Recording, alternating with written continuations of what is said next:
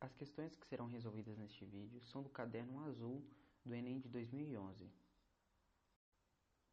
Para resolvermos a questão 140, já devemos ter um conhecimento prévio de como se calcula o perímetro e a área de um retângulo.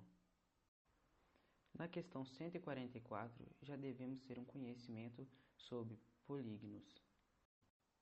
Para que possamos resolver a questão 147, devemos saber o que é uma superfície de revolução.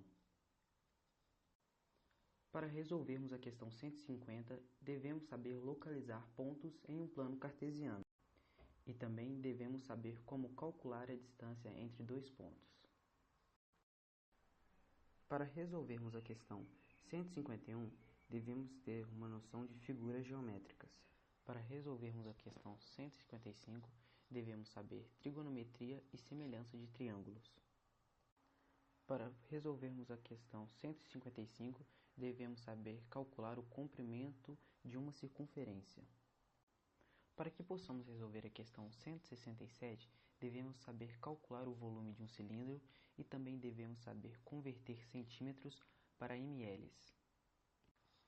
Para resolvermos a questão 172, devemos ter uma noção de figuras tridimensionais.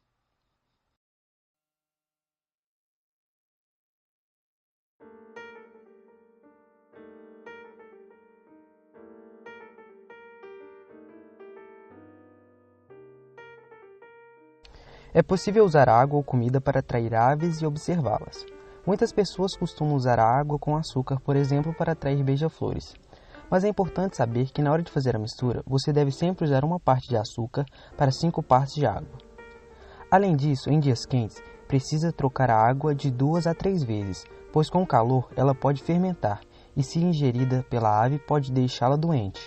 O excesso de açúcar ou cristalizar também pode manter o bico da ave fechado, impedindo-a de se alimentar.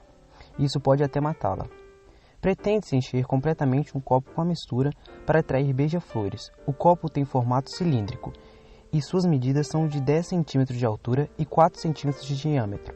A quantidade de água que deve ser utilizada na mistura é cerca de as opções abaixo. E está falando que é para usar π igual a 3. Então vamos para a resolução da questão. Primeiramente, encontramos a área da base do cilindro.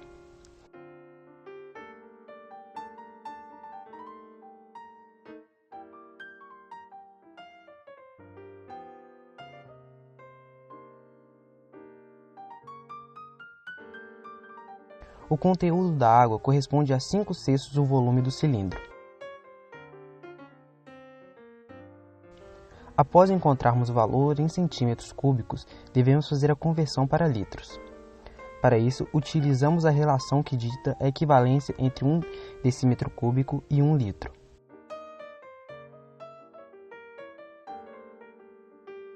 Assim, encontra-se o resultado de 100 milímetros.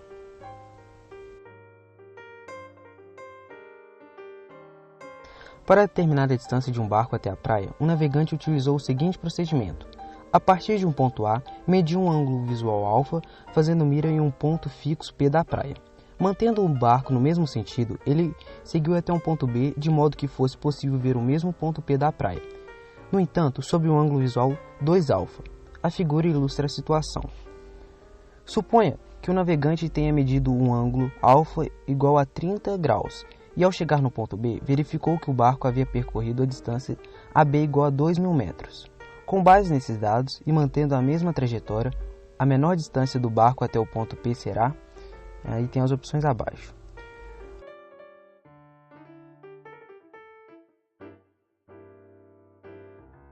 O primeiro passo é preenchermos os ângulos internos do triângulo, iniciado pelo suplementar do segundo ângulo dado. E pela soma interna dos triângulos, que deve ser 180, encontramos o valor do último ângulo. Observa-se que por ter dois ângulos iguais, este é um triângulo isósceles. Agora, concebemos um triângulo equilátero para o ângulo externo de 60 graus e podemos encontrar a distância pedida pela fórmula da altura deste triângulo. L corresponde a BP, que é 2.000. O resultado é, então, 1.000 raiz de 3.